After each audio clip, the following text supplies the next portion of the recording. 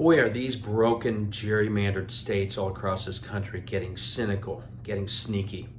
Let me walk through this because it's happening right now in Missouri. We have to keep an eye on what they're trying to do. So I go through this in my books and in a lot of the speeches I make, that the MO of these laboratories of autocracy states is that they know for the most part that the heart of their viewpoints are unpopular in their states.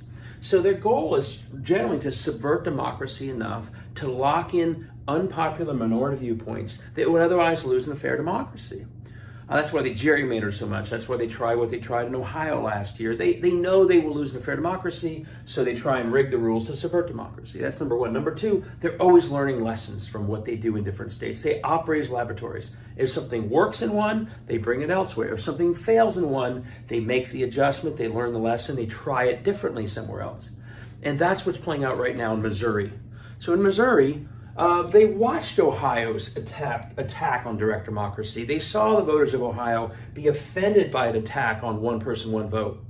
And they're also, this Republican legislature in Missouri, a very bad one, is seeing its citizens push for reproductive freedom there, just like we did in Ohio. They have to stop it, but they can't use something that failed in Ohio. So here's their proposal, folks. Their amendment is not as blatant as the one in Ohio, is, well, you can only pass a referendum in Missouri if it achieves 50% of the vote of the people, and if it wins 50% of the state house districts of the state of Missouri. Well, that sounds a little better than this one on the surface until you layer on how gerrymandering affects that new rule. So if you had a fair system, that 50% would generally reflect 50% of the state. It wouldn't be good, but it would be at least fair.